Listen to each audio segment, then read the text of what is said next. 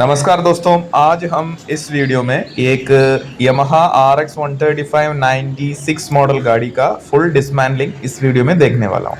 ये है हमारा गाड़ी। ये अभी पूरा कंडम कंडीशन में है, मतलब जंग कंडीशन में है। इस गाड़ी का पूरा रिस्टोरेशन इस वीडियो में आपको मिल जाएगा। पहला पार्ट है ये, इसमें गाड़ी का पूरा डिसमैंटलिंग आपको देखने को मिल जाएगा। ओके, तो हम ये गाड़ी का कंडीशन अभी देख रहा है। पूरा जंग लगा हुआ है। ये तो फ्रंट लेग गार्ड है, और शॉकर देखो ओरिजिनल नहीं है, कोई दूसरी कंपनी का शॉकर है। और साइड पैनल देखो, टंकी देखो, टंकी में डेंट पड़ा हुआ है, दब गया टंकी पूरा। सीट का हालत देखो, सीट भी पूरा कटा फुटा है। ठीक है, हम अभी डिसमैंटलिंग शुरू कर रहे हैं। पहले हम सीट को निकाल रहे हैं। सीट का कंडीशन बहुत बुरा है। चलो, सीट का बेस प्लेट फाइबर वाला है, फाइबर वाला हमारा काम में आ जाएगा। कुछ नट बोल्ट जंग किया हुआ है, तो उसको हटा के नया डाल देंगे हम लोग। ठीक है, तो बेस प्लेट और कुशन हमारा कामयाब है, मगर सीट का कवर चेंज करना पड़ेगा। दूसरा है टंकी। पहले हमने सीट हटा दिया, अब दूसरा बारी है टंकी का। टंकी में एक 14 का नट और एक वॉशर लगेगा, और टंकी आराम से आगे से खुल जाएगा बस। और पेट्रोल का पाइपलाइन भी साथ में उगाड़ लेना। टंकी का कंडीशन थोड़ा बहुत बुरा है। ठीक है, इसको रिपेयर हो जाएगा या नहीं होगा देख लेंगे। तो यहाँ रख लेते हैं।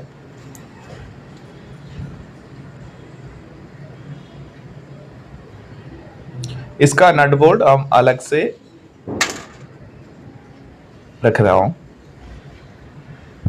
ठीक है, अब अगला बारी है। ये हमारा वही है, ये पाइप है, मतलब हमारा पावर बॉक्स। और देखो जंग का हालत देखो, देखो बहुत बुरी कंडीशन है। तो यहाँ पे एक स्क्रू है, इससे हम साइड पैनल खोल सकता है। ठीक है, वैसे तो साइड पैनल की ये जो कान दोनों टूटा हुआ है, ठीक है, ये आराम से निकल जाएगा। इसको तो बदलना ही पड़ेगा भाई, बहुत बुरे हालत है इसका। ठीक है, इसको भी रख लेता हूँ एक साथ। अब इस साइड का पैनल, यहाँ पे तो ऑयल टैंक का साइड का पैनल है, तो इसका भी हालत बहुत बुरा है। तो ये ऑयल कैप है, ऑयल टंकी का कैप है, वो इसके साथ जुड़ा हुआ है। वो पीस तो हमारा काम का है। ठीक है, उसको खोल देंगे हम बाद में। अभी के लिए ये हालत है देखो, लोमैक्स का है ये।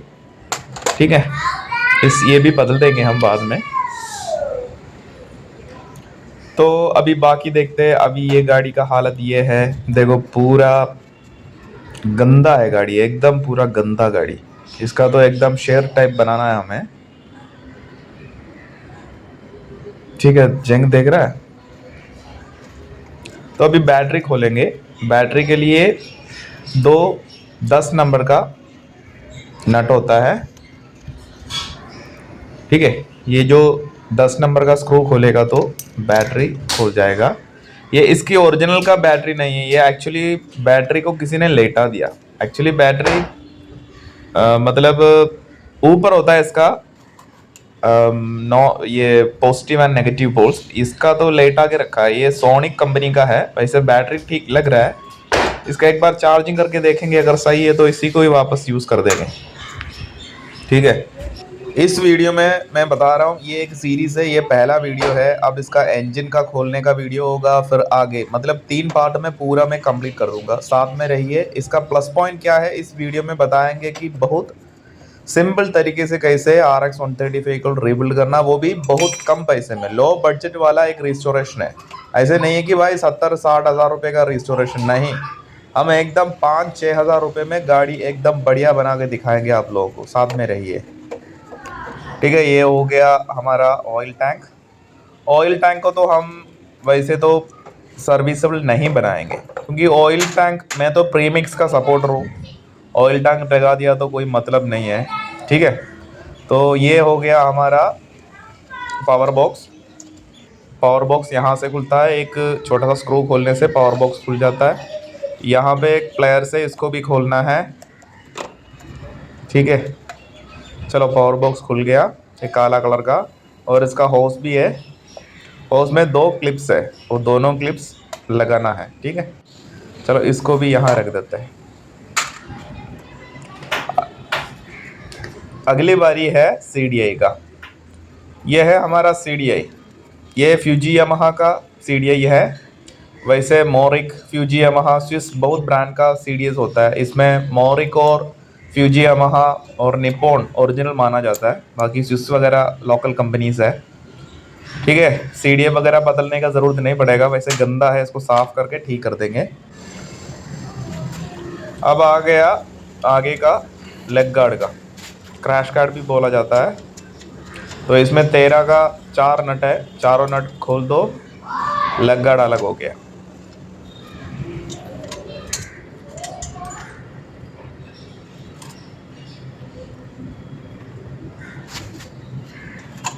तो ये है एक बहुत पुराना तरीका है, मतलब ये ओरिजिनल लेग गार्ड नहीं है गाड़ी के साथ का। गाड़ी के साथ में बटरफ्लाई टाइप आते थे, अब ये तो पता नहीं कौन सा टाइप है, ये तो यूज़ ही नहीं करेंगे, हम नया लेग गार्ड लगाएंगे, क्योंकि इसको क्रोम प्लेटिन लगाने का पैसा में ही नया आ जाता है, वो मेन बात है। तो अगला बारी आ गया कार्बोरेटर का। कार्बोरेटर का ये हो गया अपना ऑयल पाइपलाइन, इससे टूटी ऑयल कार्बोरेटर में पहुंचता है। अब दूसरा हम खोल देंगे इसमें क्लीटिंग, ये कार्बोरेटर का मेन क्लीटिंग है, ये ओरिजिनल नहीं है मगर ओरिजिनल से कामयाब है ये चीज़, इसको हम फिर से रीयूज़ करेंगे। और पेट्रोल का पाइप खोल दिया, और यहाँ पे चौक केबल है, ये पीतल का बनाया हुआ है, ये भी खोलना है। ठीक है, और ये स्लाइडर का कैप हो गया, और स्लाइडर भी खोलना है, ये भी खुल गया। ठीक है, अब कार्बोरेटर का ये जो अडाप्टर है इसको खोल देता हूँ, रबर अडाप्टर है। ठीक है, ये सब हम रीयूज़ करेंगे भाई। ये इसमें अभी गाड़ी में जो भी आइटम है मैक्सिमम ओरिजिनल ही है, हम अभी खरीदने जाएंगे तो सारे डुप्लीकेट मिलेगा, उससे अच्छा ओरिजिनल को ही साफ साफ करके हम यूज़ करेंगे फिर से। अब ये आ गया हमारा साइलेंसर खोलने के लिए, साइलेंसर का बेंट पाइप है ये भी ओरिजिनल ही है, गाड़ी के साथ वाला ही है। ठीक है, यहाँ पे 12 या 13 का नट लगता है, तो ओरिजिनल गाड़ी के साथ तो 12 का आया था, फ्लंच नट बोलता है उसको, मगर हमारा गाड़ी में तो 13 का लोकल नट लगा हुआ है। ठीक है, तो हम इसमें नया लगाएंगे तब ओरिजिनल लगाएंगे। ठीक है, तो थोड़ा सा ज़बरदस्ती करके इसको खोलना पड़ रहा है, क्योंकि थोड़ा सा प्रॉब्लम तो है इसमें। चलो ठीक है, बेंड पाइप खोल के आ गया, देखो हालत देखो, पूरा कार्बन जम गया। ठीक है, बहुत बुरा हालत है इसका, देखो मिट्टी आ गया पूरा, मतलब सालों तक ये गाड़ी को ना कोई हिलाया नहीं है, स्टार्ट भी नहीं है गाड़ी। ठीक है, अब हम स्विंग आर्म की तरफ आएंगे। स्विंग आर्म के लिए ये अभी क्यों खोल रहा है कि साइलेंसर को अलग करना है हमें, तो साइलेंसर को अलग करना है तो हमें स्विंग आर्म का एक बोल्ट है, इस बोल्ट का ये नट को ढीला करना पड़ता है। ठीक है, पूरा ढीला करके इसको बाहर करेंगे तो लेफ्ट साइड का एल ब्रैकेट है वो भी हट अलग हो जाएगा, और हमारा साइलेंसर भी अलग हो जाएगा। ठीक है, तो ये नट भी खुल गया, एक वॉशर भी है। ठीक है, ये 21 का नट है। ठीक है, अब यहाँ पे एक 13 का है, देखो ये 13 वाला है, 13 का नट है, सॉरी बोल्ट है। ठीक है, ये अब नट और बोल्ट यार कभी कभार गलत हो जाता है। ठीक है, वो ये बोल्ट खोल दिया, और ये है अपना एल ब्रैकेट। ओके, अब साइलेंसर की बारी आ गई, देखो साइलेंसर खुल गया। ठीक है, ओरिजिनल साइलेंसर है, थोड़ा बहुत मतलब कोरोशन है, उसको हम क्लीन कर देंगे। ठीक है, थोड़ा सा बहुत सफाई का ज़रूरत है, वो सब हम सर्फ, पेट्रोल, केरोसिन सब मिला के उसको साफ़ कर देंगे बाद में। ठीक है, तो सारे आइटम को एक साथ रख दिया। ठीक है, ये एल ब्रैकेट है। अब हमारा इंजन साइड आ गया, हम अभी इंजन को अलग करने वाला है चेस के साथ। ठीक है, उससे पहले सबसे पहले हमें खोलना है brake pedal, sorry gear pedal. Left side में गियर पेडल है, राइट साइड में ब्रेक पेडल है, तो लेफ्ट साइड में हम ये गियर पेडल को खोल रहा हूँ।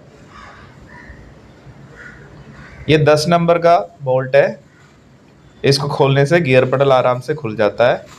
वैसे तो गियर पेडल में भी किसी ने बहुत बड़ा कलाकारी कर दिया, उसका पीछे वाला जो हिस्सा है उसको काट लिया, लंबा थोड़ा लंबा होता है गियर पेडल, वैसे इसको छोटा काट के एकदम देखो यहाँ से काट के छोटा बना दिया। तो आजकल का बाइक में इतना ही आता है, तो जो पुराना बंदा होगा जो भी उसको मॉडिफाई करके ऐसे बनाया है।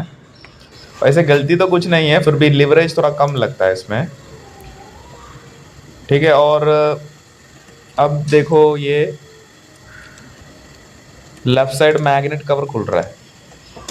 तो मैग्नेट कवर खुलने में बहुत दिक्कत होता है। देखो ये एक स्पेशल पंच है, तो इससे इसके हेल्प से हम इसको आराम से खुल जाता है। ठीक है, बिना इसका तो बहुत दिक्कत ही हो जाता है यार खुलना नट बोल्ट। देखो इसको बहुत टाइम लगता है इसको ये सब खुलने में सच में। ठीक है, अब ये भी खुल गया, सारा खुल गया हमारा। अभी क्लच कवर अलग हो जाएगा। यहाँ से हम क्लच को एडजस्ट कर सकता है, ये जो छोटा सा डब्बा हटा के यहाँ से एडजस्ट कर सकता है। अब ये मैग्नेट है हमारा, मैग्नेट तो इसमें तो RX100 टाइप का मैग्नेट है, ये 4 स्पीड या उस टाइप का नहीं है, ये RX100 टाइप है। तो RXG में 2 टाइप का मैग्नेट आते थे, एक इस टाइप का और दूसरा भारी वाला। चलो हमारा क्लच तो अलग हो गया, अब क्लच का ये केबल को भी अलग कर लेते हैं। तो क्लच को केबल देखो पूरा ऑयल पुराना गंदगी पूरा है, पूरा इसको साफ करना पड़ेगा। तो ये देखो यहाँ पे ये एक छोटा सा स्प्रिंग है जो इसका लिवरेज को सपोर्ट देता है, और ये जो लिवरेज के यहाँ पे एक कॉपर का एक छोटा सा बुश है, वो खोल के केबल अलग हो जाता है। चलो अब इंजन खोलना है हमें, तो इंजन खोलने से पहले पीछे का चेन स्प्रॉकेट का तो चेन तो हटाना ही है। तो चेन हटाने का यही है, चेन का एक लॉक होता है, उस लॉक को अलग कर दो और चेन आराम से खुल जाता है। देखो इतना ही है।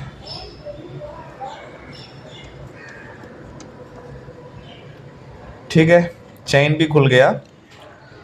ओके, ये है चेन का लॉक, इसको अलग से प्यार से रख देते हैं। हम अभी चेन का स्प्रॉकेट नट को थोड़ा ढीला करके रखेंगे, क्योंकि बाद में ये सब इंजन खुलने के बाद ये सब खुलना बहुत मुश्किल हो जाता है, चेस के साथ ही आराम से खुल जाता है। तो मैग्नेट और चेन स्प्रॉकेट का बड़ा बोल्ट दोनों को हम खोल देते हैं। ठीक है, हल्का सा खोल देंगे। ठीक है, ये जब टाइट करेंगे हम प्रॉपर टॉर्क रेंच के साथ टॉर्क देके हम टाइट करेंगे। फिलहाल हम तो इसको जस्ट लूज कर रहे हैं ताकि इंजन अलग हो जाएंगे तब खोलने में इजी हो जाएगा। अब साइड स्टैंड है यहाँ पे एक स्क्रू तो ऑलरेडी मिसिंग है, तो ये है engine mounting bolt bottom side, तो इसको हम खोल दिया।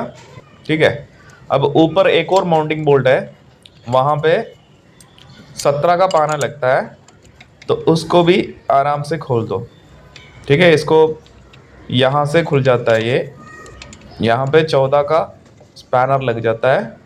तो हम सॉकेट यूज़ कर रहा है, कोई भी नट बोल्ट है उसको मैक्सिमम सॉकेट से यूज़ करो। चाबी मतलब स्पैनर यूज़ कर लिया तो उसका हेड डैमेज होने का चांस है, तो सॉकेट यूज़ करो, सही रहेगा। ठीक है, वो भी खुल गया, बढ़िया। अब आगे एक और बोल्ट है, इंजन 3 बोल्ट में चेस के साथ माउंटिंग किया हुआ है, तीनों बोल्ट को हम बहुत ध्यान से खोल के हटाना है, नहीं तो फिर बोल्ट्स का थ्रेड डैमेज होने का चांस है। तो बहुत प्यार से खोलना। ये सब बोल्ट आजकल मिलता है नट बोल्ट किट, मगर वो सब में ना वो जो दम नहीं है, वही क्वालिटी बहुत खराब है, उतना नहीं है। ओरिजिनल पार्ट्स होता है भाई। ठीक है, अगर इसका चूड़ियाँ अगर सही है तो इसी को ही हम रीयूज़ करेंगे, अगर चूड़ियाँ ख़राब है तो दूसरा हम ले लेंगे। ठीक है, अब ये भी खुल गया। ये तो 12 का है, आगे एक 12 का, बाकी पीछे दोनों 14 का लगता है बोल्ट। चलो इसको भी अलग कर दिया। ये नट बोल्ट जितना भी हम जिंक करने के लिए भेजेंगे, जिंक कोटिंग। ठीक है, जिंक कोटिंग करने के लिए भेजेंगे तो ये एकदम साफ हो जाएगा। ये टॉप बोल्ट है, इसको भी खोल दिया हम। ठीक है, अब आ गया इंजन को चेस से अलग करने का। ठीक है, फुट रेस्ट को थोड़ा सा नीचे टैप मार देना, उसके बाद खोलने का। मगर एक चीज़ भूल गया भाई, यहाँ पे एक और केबल है, वो हमारा ऑयल पंप का केबल है, उसको अलग करना भूल गया था मैं। तो ये कवर हटा दिया ऑयल पंप का। ऑयल पंप का तार यहाँ से जाता है, इस तार को भी अलग करना है। ठीक है, अलग हो गया। अब यहाँ से ये जो कनेक्शन है उसको कवर से हटा दिया। चल ठीक है, अब इंजन को खोल देते हैं। इंजन आराम से खुल गया, कोई ज़्यादा दिक्कत नहीं पड़ा। ये रह गया आपका इंजन। ठीक है, इसको यहाँ पे रख देते हैं छोटे छोटे सामान, मतलब क्लच कवर हो गया ये, मतलब मैग्नेट कवर, और ऑयल पंप का कवर, गियर लीवर, और ये हो गया इंजन। इंजन का डिसमैंटलिंग अलग से मैं कर दूंगा, और जितना नट बोल्ट है सारा अपना एक टोकरी में रख के रहो। ये हो गया इंजन का। बाकी तो ये हो गया आपका फुट रेस्ट। फुट रेस्ट और साइड स्टैंड एक ही साथ होता है, तो वो दोनों को ऐसे खुल जाता है। ठीक है, तो इसको भी रखेंगे अलग से। चलो हो गया, तो इंजन खुल गया। अब हमारा बारी है पीछे का पहिया खोलने का। पहिया खोलने से पहले हमें चेन कवर खोलना ही पड़ता है। ठीक है, चेन कवर खोलने के लिए 10 का 4 बोल्ट होता है, छोटा छोटा, उसको खोल दो, चेन कवर अलग हो जाता है ऐसे ही। ठीक है, चेन कवर अलग हो गया तो चेन को भी निकाल देते हैं। गाड़ी में पूरा पानी घुस गया, देखो पूरा जंग खाया हुआ है, तो ये सब साफ करना पड़ेगा बहुत तरीके से, अच्छे तरीके से। तो ये आ गया हमारा चेन कवर। तो नट बोल्ट को अपना टोकरी में रख दो।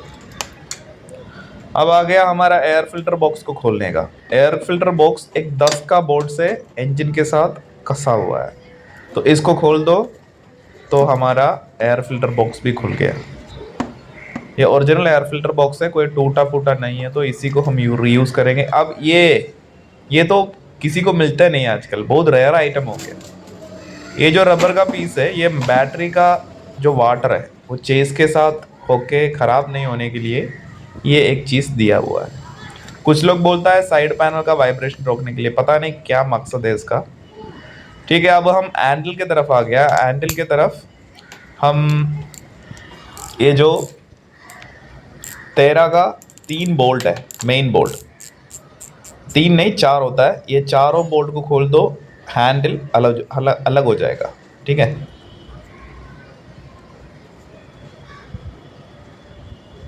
तो जल्दी से जल्दी हम ये 4 बोल्ट को खोल देते हैं। वैसे ये 4 बोल्ट ओरिजिनल नहीं लग रहा है मुझे, वैसे तो इसको फ्लेंच बोल्ट होता है यहाँ पे, मगर इसमें तो किसी ने चेंज कर दिया होगा। ठीक है, ये एक छोटा कैप हो गया, हैंडल को होल्ड करने वाला कैप, वो कास्ट एंड बनाया हुआ है। ठीक है, ये जो कैप है।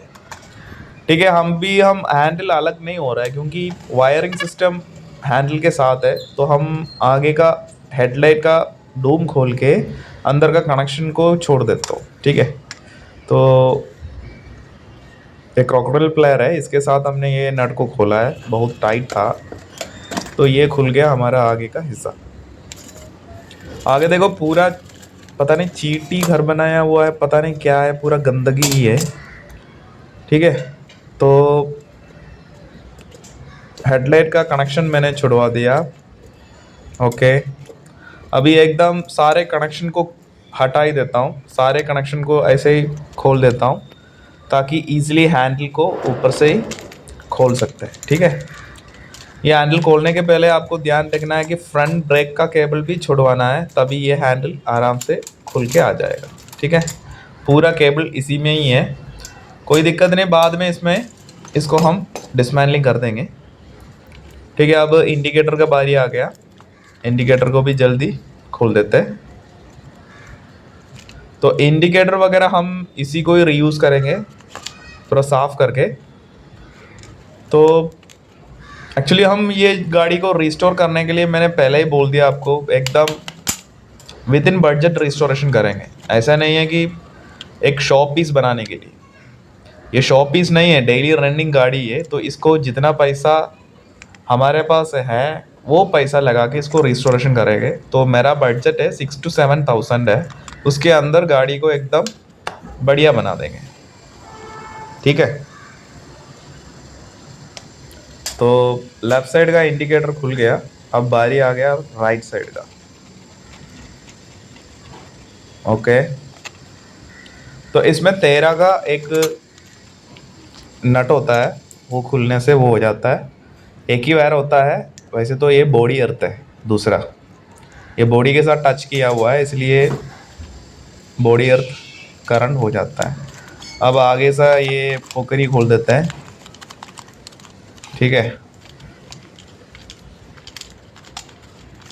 ठीक है, ये तो कोई क्रैक नहीं है और ठीक है, ये इसी को हम रीयूज़ करेंगे। ये रबर पीसेस को हम चेंज करेंगे, बाकी सारे ठीक ही है।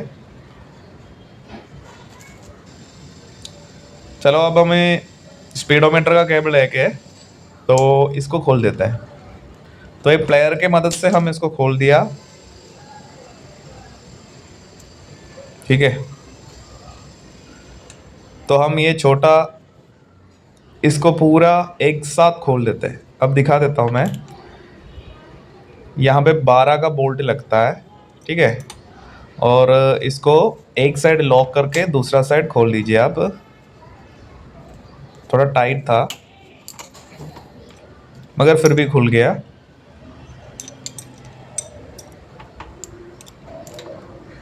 ठीक है, आराम से खुल गया ये।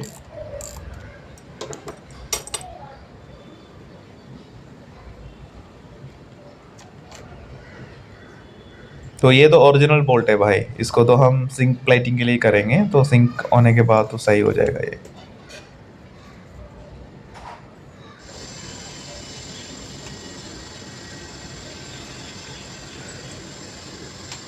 तो ऑपोजिट साइड में एक और बोल्ट है, तो उसको भी हमने खोल दिया। 2 बोल्ट ये हो गया। अब ये रबर पीस है, ये शॉकर का मेन बोल्ट का कैप है, रबर कैप है, पानी वगैरह नहीं घुसने के लिए। अब इसको खोल देते हैं। इसमें लगता है ये 17 का है, 17 का एक बोल्ट है।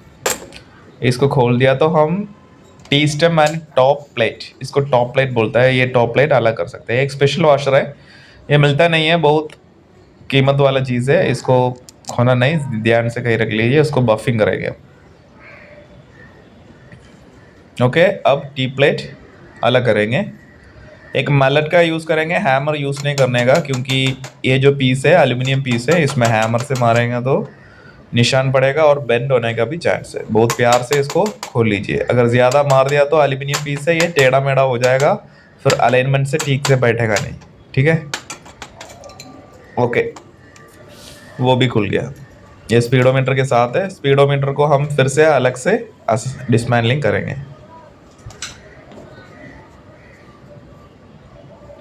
अब आ गया इसका, इसका कान बोलते हैं लोकली, वैसे तो हेड स्टे बोलते हैं, हेडलाइट स्टे। ठीक है, तो इसके ऊपर एक छोटा सा रिंग होता है और हेडलाइट स्टे होता है। इसको हम बफिंग करेंगे, क्रोम प्लेटिंग के लिए नहीं भेजेंगे, ओरिजिनल पीस है। देखो अभी तक ठीक ही है, एक बार क्लीन करने से हो जाएगा। ठीक है, अब हम आगे का नंबर प्लेट स्टे, ये है यामाहा लिखा हुआ, इसके पीछे 2 छोटा छोटा रिंग भी रहता है, वो हेडलाइट स्टे का सपोर्टर्स है। चलो ठीक है, हम अभी वायरिंग खोल देते हैं, वायरिंग को अलग कर देंगे। वायरिंग को अलग करने के बाद आगे का टायर खोलेंगे हम। ठीक है, तो यहाँ पे थोड़ा टाइट हो रहा है, ये पता नहीं किसी ने रूटिंग किया है, इसके बीच में से इसको घुसा दिया, ऐसे नहीं होता है इसका रूटिंग। ठीक है, रूटिंग वगैरह असेंबली के टाइम पे एकदम बढ़िया तरीके से बताऊंगा कैसे रूटिंग करना है वायरिंग का। तो ये हो गया आपका रेक्टिफायर का कनेक्शन, वो खोल नहीं रहा था तो थोड़ा ज़बरदस्ती खोलना पड़ा उसका, तो उसका टिप टूट ही गया था। तो ये हो गया आपका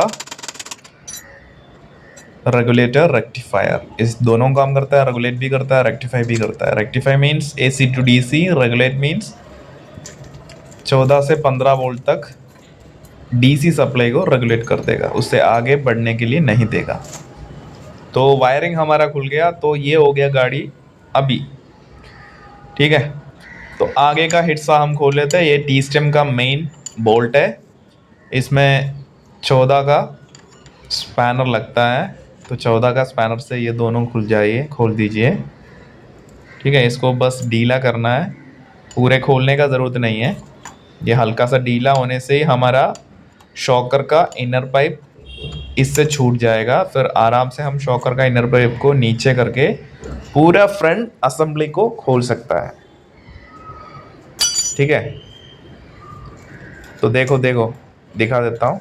ये देखो, इसको आराम से ऐसे ऊपर करो, अब वो एकदम ऊपर हो जाएगा आराम से, कोई दिक्कत नहीं। ओके,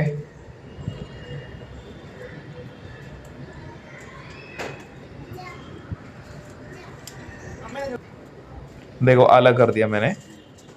अब ये फ्रंट असेंबली इधर ही रखने दो, बाद में इसका टायर वायर सब अलग कर देंगे। अब हम टी स्टेम को खोलना है। टी स्टेम खोलने के लिए एक यहाँ पे एक स्पेशल टूल लगता है, वो तो मेरे पास नहीं है। मैंने एक चिसल लेके उसको थोड़ा टैप करके खोल दिया। तो ये है हमारा बॉल एंड रेसेस। तो इसको गिरने नहीं देना, इसको हम रीयूज़ करेंगे क्योंकि ये वैसे ठीक है। ठीक है, ये बोल्ट्स है इसका। ठीक है, तो ये सारे सेट है, इसको क्लीन करके हम रीअसेंबली करेंगे। तो आगे का हिस्सा पूरा खुल गया, आ गया पीछे का। पीछे पहिया खोलना है, उससे पहले हमें यहाँ से 19 नंबर लगता है यहाँ पे। तो इसको एडजस्टेबल स्पैनर से होने रहा था, तो फिर मैंने रिंग स्पैनर लेके आया, रिंग स्पैनर से इसको खोल दिया।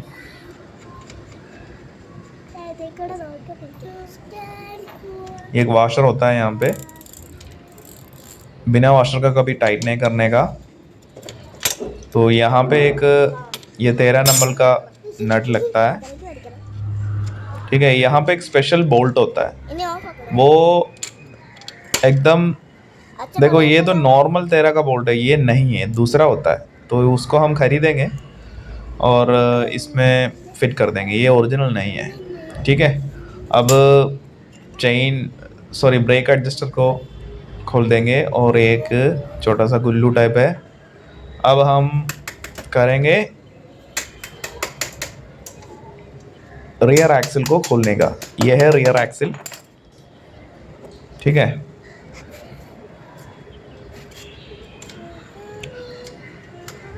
तो इसको ऑपोजिट से मारने से आराम से खुल जाता है। अब करेंगे हम टायर को अलग करेंगे।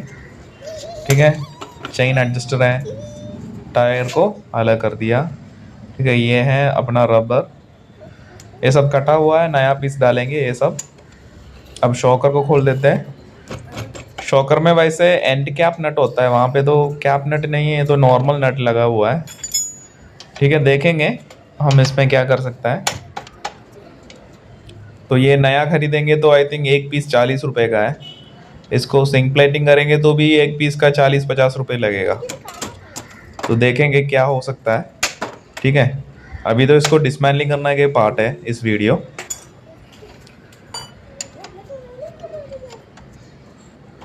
तो ये यहाँ पे भी खोल दिया। ये सब बहुत सिंपल है, आप अपने घर पे ही बैठ के ये सब कर सकता है। अगर टाइम नहीं, आपके पास टाइम है तो ये सब कर सकता है, अगर टाइम नहीं है तो बाहर मैकेनिक के पास देना पड़ेगा। हमारे पास फ्री पड़ा हुआ है टाइम, तो हम ये सारे चीज़ मैक्सिमम खुद से ही कर लेते हैं। ठीक है, तो ये मलट के साथ हमने स्विंगिंग आर्म का मेन बोल्ट खोल दिया। ये है स्विंगिंग आर्म का बोल्ट। अब स्विंगिंग आर्म को अलग करने से पहले यहाँ पे एक और एल ब्रैकेट है, फुट रेस्ट का होल्डर, तो इसको भी खोल देते हैं। फुट रेस्ट होल्डर है ये, इसको भी अलग कर दिया। अब स्विंगिंग आर्म आ गया, स्विंगिंग आर्म आराम से खुल सकता है। ठीक है, अब स्विंगिंग आर्म हो गया तो फिर पीछे बाकी रह गया कुछ छोटे छोटे चीज़ें, जैसे पीछे का मडगार्ड हो गया, पीछे का फाइबर ब्रैकेट हो गया, ये सब रह गया। इसको इनर मडगार्ड भी कहता है। ये जो चीज़ है, अभी हम आउटर मडगार्ड खोल रहा है। तो आउटर मडगार्ड मेनली 4, देखो यहाँ वॉशर के साथ खेल रहा है लड़का। ठीक है, तो ये जो आउटर मडगार्ड है, नहीं तो मेन मेटल मडगार्ड है, इसको एक 10 का बोल्ट है उसके साथ चेस के साथ कनेक्ट किया हुआ है, इसको खोलना है आराम से।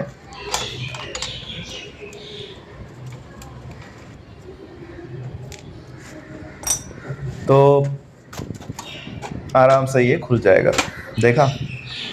तो वैसे ये तो काला पेंट किया हुआ है, वैसे तो क्रोम होता है RX अंडर 135 में, तो इसको हम चेंज करेंगे। तो यहाँ पे भी 10 का 2 बोल्ट है, ये इनर मडगार्ड है। इनर मडगार्ड ये 10 का बोल्ट के साथ इंजन में सॉरी गाड़ी में कसा हुआ है, तो इसको भी खोल दिया। तो इसके साथ एक और पीस खुल गया, ये है हमारा टूल बॉक्स। ये RX 100 का 135 का टूल बॉक्स होता है ये, ठीक है। अब पीछे का ग्रैब हैंडल, मतलब पीछे जो पकड़ के बैठता है ना, लॉन्ग कैरियर, पीछे का कैरियर को खोलने का है। वहाँ पे तो 12 या 13 का बोल्ट लगता है, ठीक है, वो भी अलग हो गया। तो हमने मोटा मोटा सारे चीज़ खोल ही दिया। अब सेंटर स्टैंड रह गया और फुट रेस्ट नहीं, ब्रेक पेडल रह गया। ब्रेक पेडल से पहले ये हो गया ब्रेक लीवर। ब्रेक लीवर का रोड है, ब्रेक लीवर रोड है, ये स्पेशल होता है। तो इसको हमने खोल दिया, तो इसको हम जिंक प्लेटिंग कराएंगे। अब यहाँ पे भाई किसी ने जुगाड़ किया हुआ है, वैसे तो यहाँ एक कट वॉशर होता है, यहाँ पे एक पिन लगा दिया ये लोगों ने, रिंग पिन, ऐसे नहीं होता है यहाँ पे। तो इसमें एक वॉशर है और ये देसी जुगाड़ वॉशर है, ओरिजिनल वॉशर नहीं है। तो गाड़ी वैसे तो पूरा जुगाड़ी है। और यहाँ पे एक चीज़ मिसिंग है, यहाँ पे एक स्प्रिंग होता है, ब्रेक पेडल स्प्रिंग, वो मिसिंग है, वो हम खरीदेंगे बाद में। और ये सेंटर स्टैंड का सी क्लिप है, वैसे सी क्लिप बोलते हैं इसको। और यहाँ पे इसका स्प्रिंग भी है, ठीक है, हो गया ये भी चीज़, ठीक है। अब सेंटर स्टैंड का मेन पिन है, ये जो सेंटर स्टैंड का पिन है, इसी को अपोजिट साइड से मार दीजिए आप, तो आराम से वो खुल जाएगा। मगर मेरा केस में थोड़ा टाइट है, पूरा जंग खाया हुआ है, जंग खाया हुआ है, इसलिए तो बिल्कुल हिल ही नहीं रहा था। इसको हथौड़ी से मारना पड़ा बहुत तेज, तब ये निकला। अब देखो ये हालत हो गया, सारा पार्ट्स अलग अलग हो गया, ठीक है। अब ये सारा पार्ट्स को एक बार साफ़ करना है, उसके बाद उसको निकालना ही भी है, ठीक है। अब इलेक्ट्रिकल छोटे छोटे पार्ट्स को खोल देते हैं। ये रेगुलेटर रेक्टिफायर हो गया, और ये हो गया बजर, इंडिकेटर के टाइम पे जो आवाज़ करता है बजर, और उसका इंडिकेटर का रिले, ब्लिंक करने वाला रिले, ये होता है, वो दोनों चीज़ हैं। उसके बाद ये हो गया हमारा HT coil, high tension coil है ये, तो ये भी हो गया। तो इस वीडियो में इतना ही है, पूरा गाड़ी का डिसमेंटलिंग था इस वीडियो में। अगला वीडियो में इसका पेंटिंग और क्या क्या रिपेयरिंग किया है और इंजन कैसे खोलना है, ये सब अगले वीडियो में मिल जाएगा आप लोगों के लिए। तब तक के लिए बाय बाय, अगले वीडियो में फिर से मिलेंगे। Thank you.